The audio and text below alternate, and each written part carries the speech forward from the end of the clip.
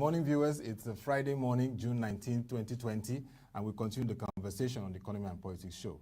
Today, we look at Nigeria's fiscal sustainability as we agree that these are challenging times for the economy, low revenue, and facing that need to finance an economic sustainability plan, and also issues around how it will expand its tax net and implications for companies and the populace. With me to lead this conversation is Mr. Taiwo Oyedele, co-chair of the Nigeria Economic Summit Group Fiscal Policy Roundtable and a tax expert, partner, and West Africa tax leader for PricewaterhouseCoopers, Nigeria. Nice to have you, sir. Thank you very much for having me. Just a small correction. So I'm the research director and one of the fiscal commissioners for the Fiscal Policy Roundtable of the NESG. Okay, well noted. And once again, happy birthday in arrears to you. Thank you very much. Yes. Now let's look at the NESG Fiscal Policy Roundtable, the role it has been playing in reforming the fiscal space in the country. If you can just give us a run-through. Yes, thank you very much. We all know that taxation is such an important component of the economy.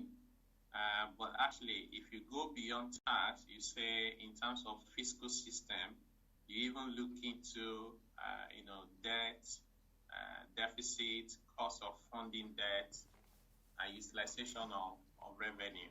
So what the NESG did, with support from the Bill and Melinda Gates Foundation, was to set up the Fiscal Policy Roundtable. The core objective was to say, how can we help identify the major challenges in the fiscal space, and what can we do to actually move the needle in beginning to see progress in those different areas? Because sometimes it seems like every single Nigerian has the answers, but then nobody is doing anything. So a study was commissioned on citizens' tax perception, because we said tax is a key component of the fiscal system. And we were trying to find out the tax morale of Nigerians. And this study was conducted across the country. We spoke to 10,000 adults were used in the study, and 5,000 MSMEs, including focus group discussion across the 6 geopolitical zones and interviews with tax officers across levels, local government, state, and federal government. So we found out that the tax morale for Nigerians are very low. And some of the key drivers of this is because Nigerians said that they do not trust government. By the way, tax morale is your belief that paying taxes is the right thing to do, and your willingness to do so voluntarily. So for Nigerians, this is very low. In fact, we found out that about 73% of Nigerians find nothing wrong with evading taxes. And about nearly 70%, 69% of businesses will do the same thing. And the major factor for them in this regard is the fact that they do not trust government. In fact, they also don't trust tax officials. The most untrusted level of government is local government, followed by state, then the federal government. A lot of Nigerians said that they would rather pay informal taxes to not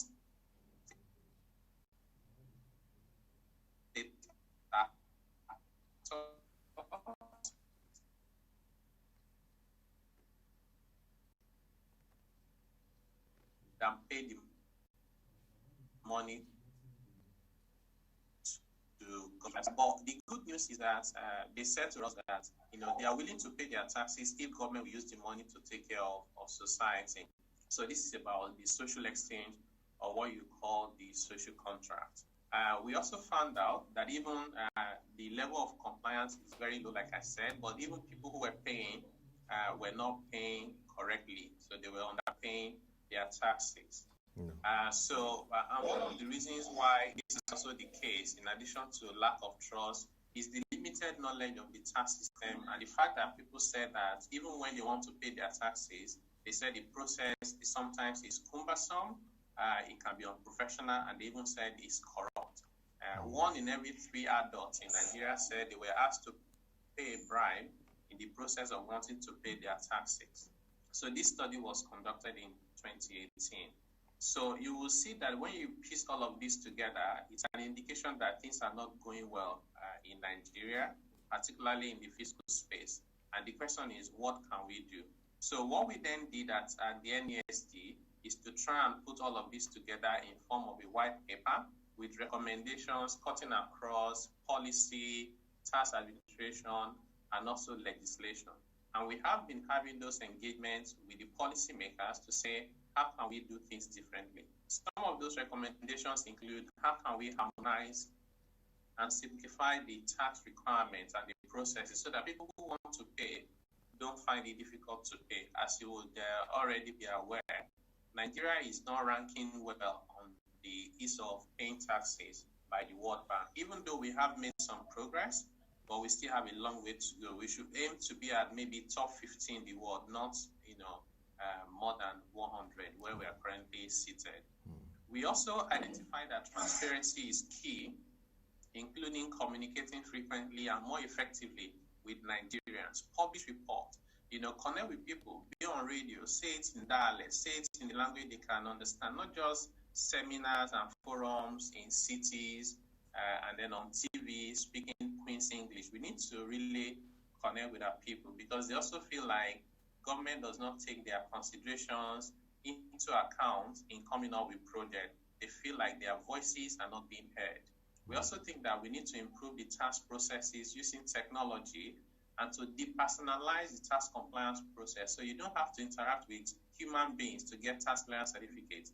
These are some of the incentives for bribery and for corruption because you are seeing someone who is trying to take advantage of you, knowing fully well that a lot of our population are not that financial literate and they may not know their rights as enshrined in the Constitution, but also in the tax laws. And then ultimately, we think that it's important for government to improve social services to demonstrate to the people that taxpayers' money is indeed working for the people. So this is more like the overview of the project that we have done at the NESG with support from the Bill and Melinda Gates Foundation. Okay, I mean, fair enough, very fair enough. And at this time, it's even increasingly challenging because we face revenue challenge. You saw what happened in the first quarter of 2020. We had to spend 99% of revenue servicing debts. That's not too good for the country at this time. But in the Economic Sustainability Plan, we're looking at financing, providing stimulus of about 2.3 trillion naira in terms of package to intervene in the economy and stimulate activities as we come out from this huge impact of the oil price shock and the pandemic. What are your thoughts around this? Yeah, unfortunately, when you're in a crisis like this, you really don't have a choice. You have to spend your way out. The difference between countries like Nigeria and developed countries such as the US is that we don't even have the fiscal space. We don't have the buffer. So even before COVID-19, we're already struggling. So many of the challenges we face, including challenges in the tax system, predate COVID-19. Unfortunately, what COVID-19 has done is to amplify those challenges such that they are even now more difficult to deal with. Yeah. But in terms of, specifically around the stimulus and then the amount of the revenue we generate that we're now using to service debt, the issue is really that, on one hand, you have to spend your way through the pandemic. But you have to also do that in the most efficient way by identifying, first and foremost, the most vulnerable sectors. And once you get to those most vulnerable sectors, you then say, who are the most vulnerable players? Even within the most vulnerable players, if you want to target individuals, you say, who are the individuals who are most vulnerable? You'll find that in most cases, the very junior employees who are at the lower end of the ladder are the ones who are usually very vulnerable. One, they're the guys who are likely to be laid off very quickly. Two, they're also the ones who, when they have been laid off, do not have the savings and the investments to continue to take care of their needs and the needs of their families.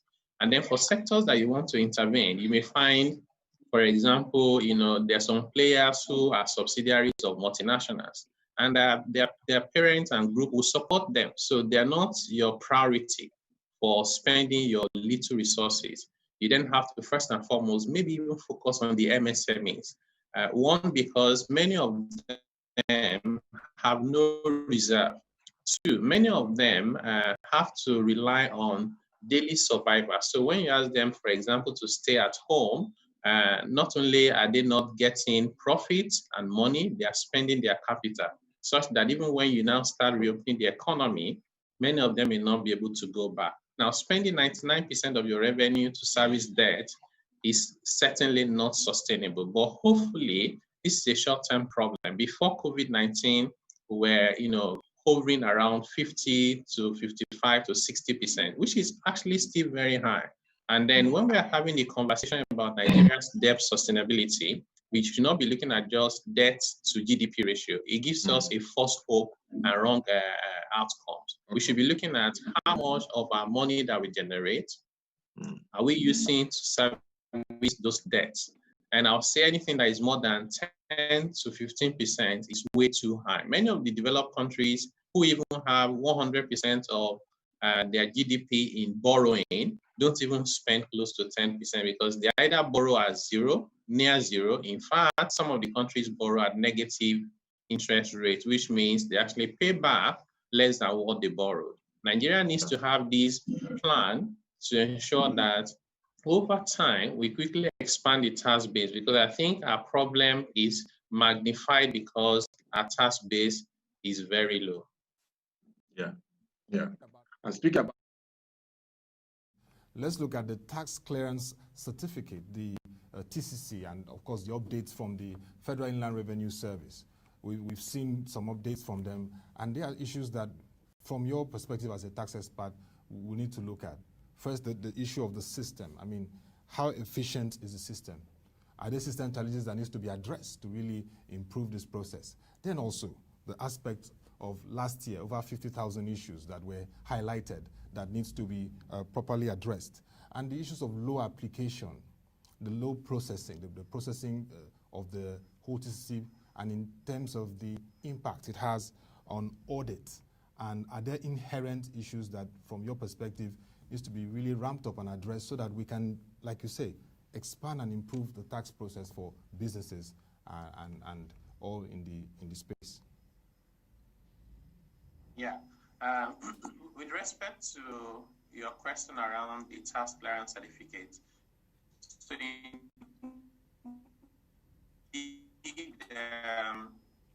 have been out there in this space that the FRS is trying to introduce a different platform or system for the processing of tax clearance certificates. And the information from a number of public users has been that the experience has not been very great. Some have said that the system is down, and they have not been able to do transactions with the system.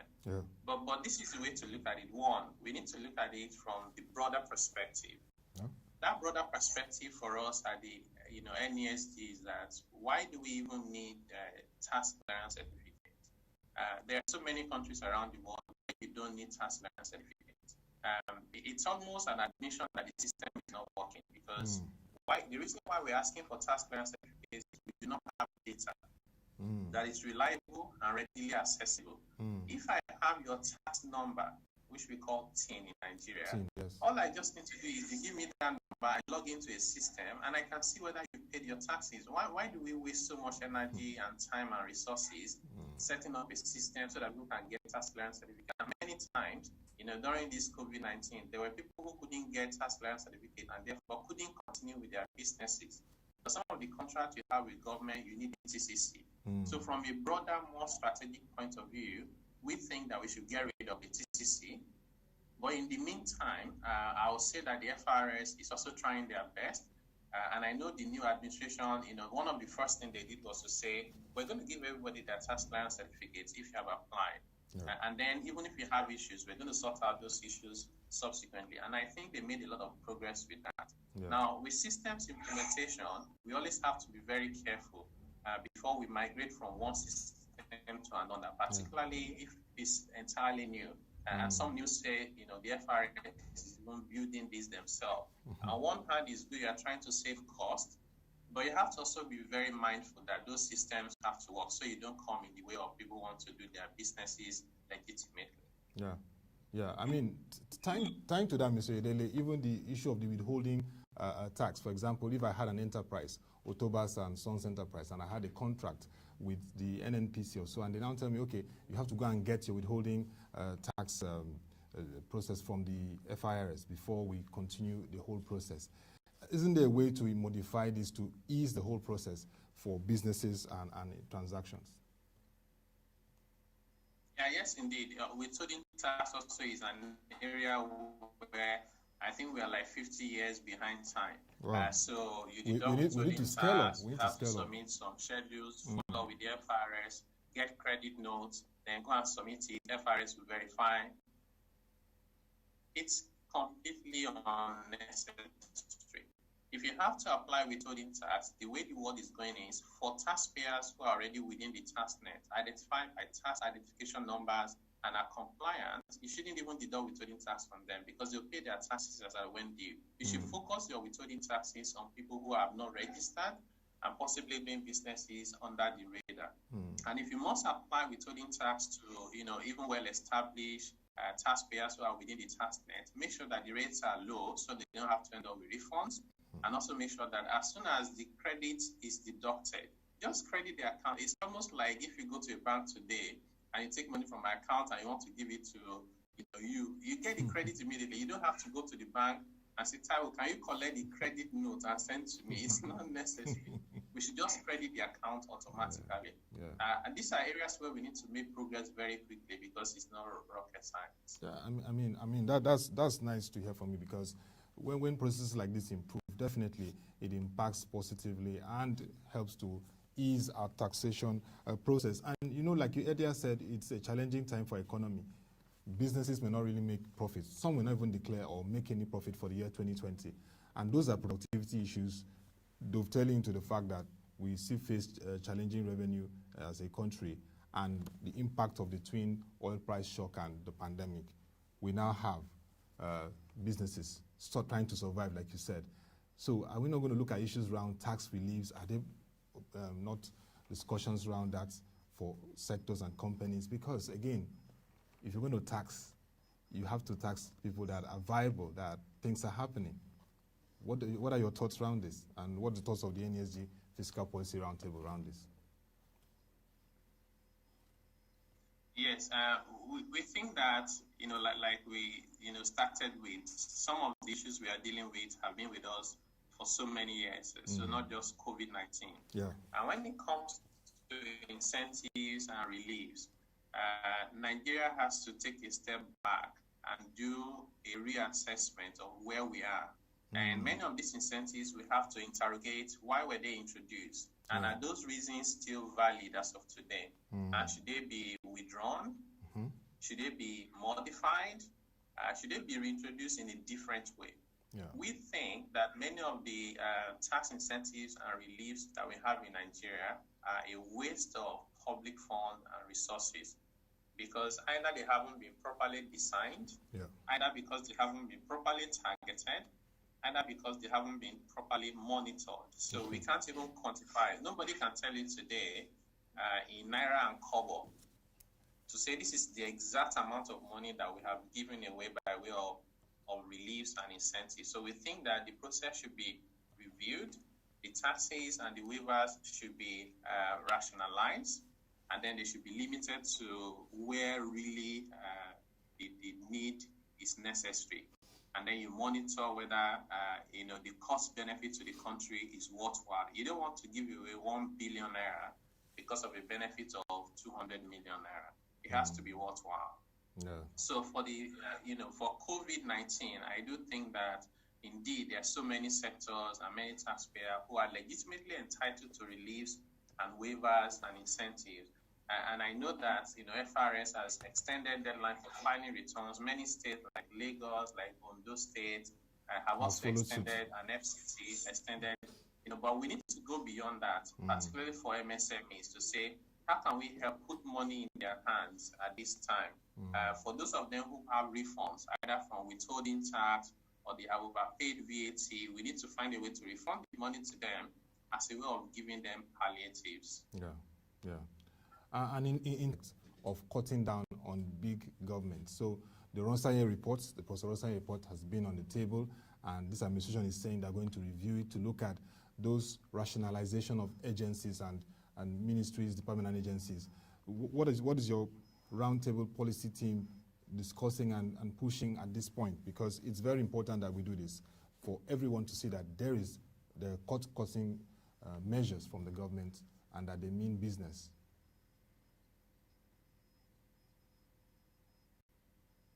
Yes.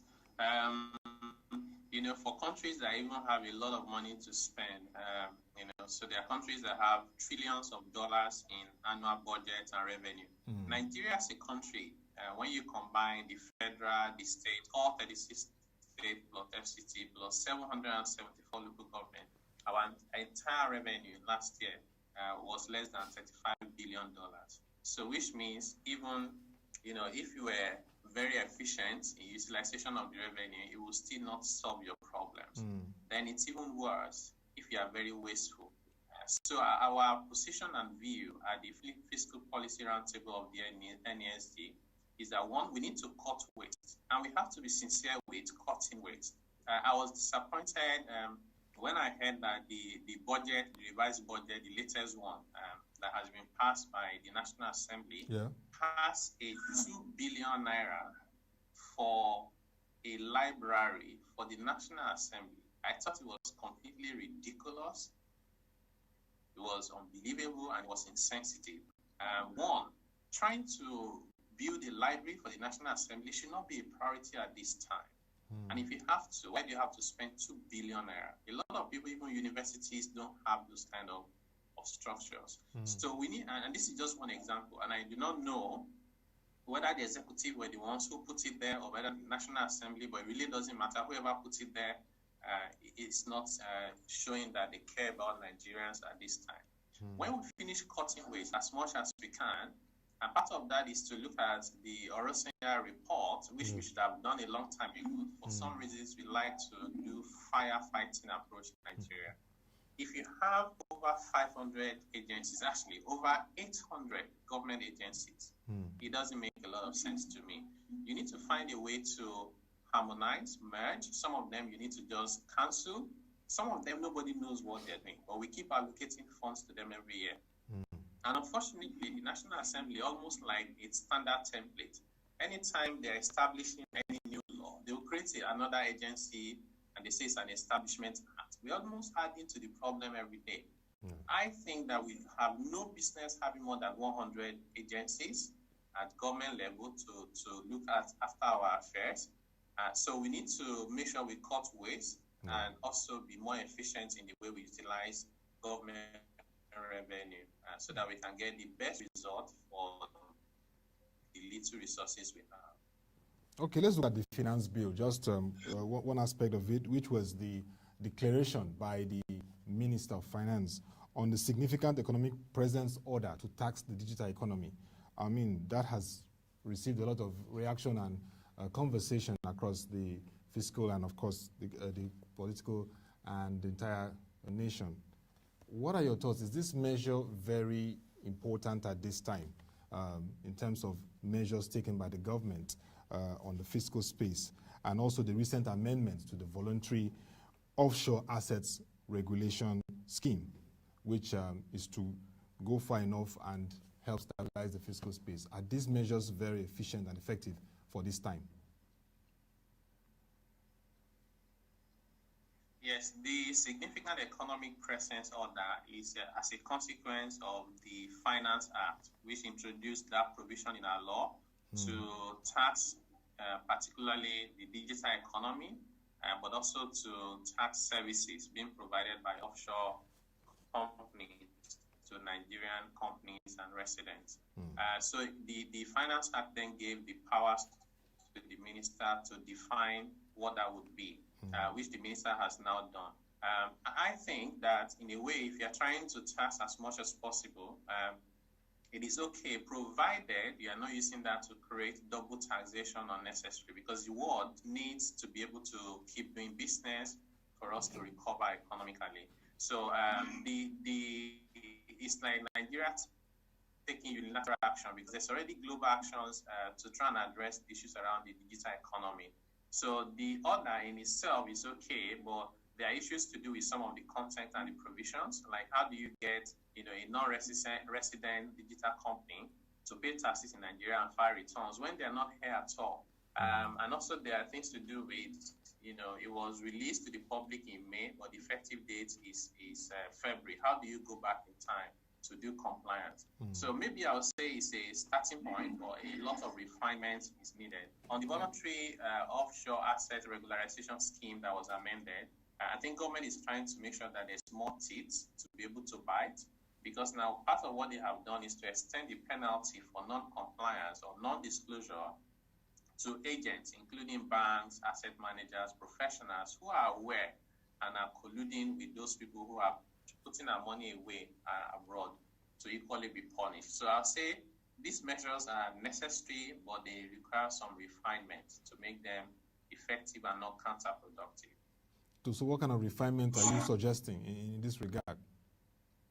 Yeah, some of the refinements is, for example, for the digital economy, we need a higher threshold. So at the moment, it says if you make 25 million naira a year, you create a significant economic presence. We need a higher threshold. I think that is too small in a whole year for a digital company. Okay. Number two is also that you have to make sure that you do this in line with the OECD, recommendations, so that we are aligned. Because if we are not aligned with the rest of the world, we're going to face challenges. The US, for example, would quickly, want to make it a diplomatic war if you are trying to tax the digital economy, like they did for France and a few other countries. European nations, yeah. I think the reason why they haven't said anything is they just feel like Nigeria is small in terms of the digital economy, and it won't be their biggest headache. But we have to align with the rest of the world. Yeah. And the most important thing, we have to think about the compliance obligations. Yeah. And for the VOAR, that should be another new measure of disclosures and, of course, government tracking finances and assets.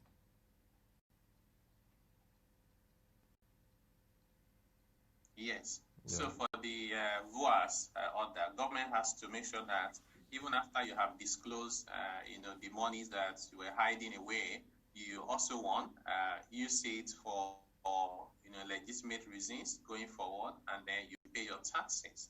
We should not make it look like it's okay for you to steal if only you can declare later. But I know it's a starting point, but it should not be something that is sustained for too long.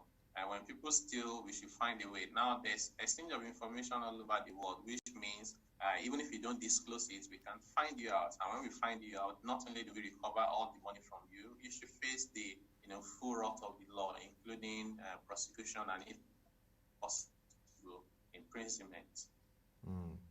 And in terms of services, Mr. Taiwo Oyedele, as a tax expert, do we see adjustments in terms of the fact that the top 4 major professional audit firms, we know that the charges are quite understandable, but this period of the challenges of the pandemic, many companies will not be able to declare profits, they'll face challenge.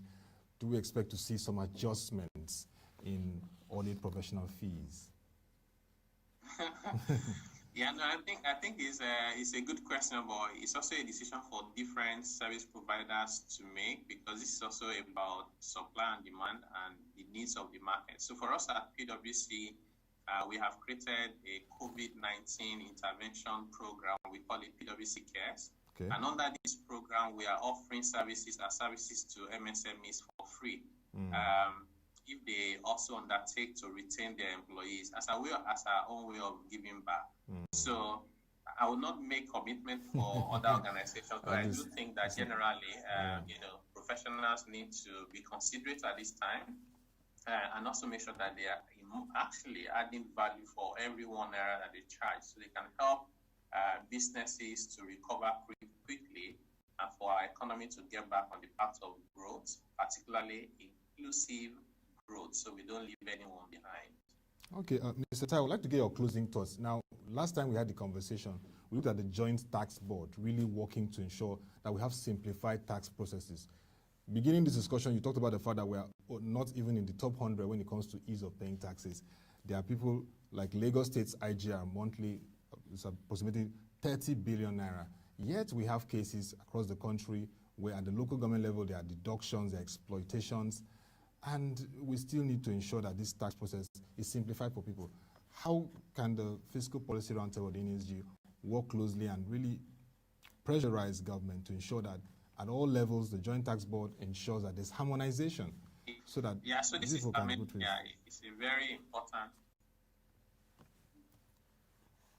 You can go on then. Yes, so this is a very important in Nigeria. So officially over 60 and also suffer the biggest burden of multiplicity of taxes. And therefore, many of them, as much as we have so many MSME, many of them cannot survive beyond the first 2 to 3 years because of all these issues, including multiplicity of taxes. At the Fiscal Policy Roundtable, one of our recommendations is to amend the Constitution to actually limit the number of taxes that can be imposed by any level of government to not more than 10. So if you're in any sense, then got a new tax on board, established ability to bite. So the way it is currently, the Joint Tax Board is only an advisory body. So, and advice in areas where we think that we can have significant reform to help Nigeria move forward. Thank you very much, Mr. Taiwo Oyedele, for joining us to have this conversation on Nigeria's fiscal sustainability. And definitely some of your recommendations are very germane at this time to help transform the space as we navigate this challenging phase of the oil price shocks, the pandemics, and the need to simplify tax process, and where we need interventions, make them, and all stakeholders can make the necessary adjustments to ensure that the fiscal space is working for our productivity as an economy and nation. Thank you once again, Mr. Taiwo Oyedele, Research Director for the Fiscal Policy Roundtable of the Nigeria Economic Summit Group, and also Tax and West Africa Leader for PricewaterhouseCoopers. Thank you. And that'll be all for the Economy and Politics show today. It's been an interesting week looking at economy and politics conversation. Thank you very much. Yes. Join us next week for another interesting time with the Economy and Politics show. Join our website, www.proshd.com, to watch our videos, read our news reports and analysis. And don't forget, 10 a.m., we have a conversation on the market review. Till we come your way again, thank you for watching. Have a nice time and stay safe.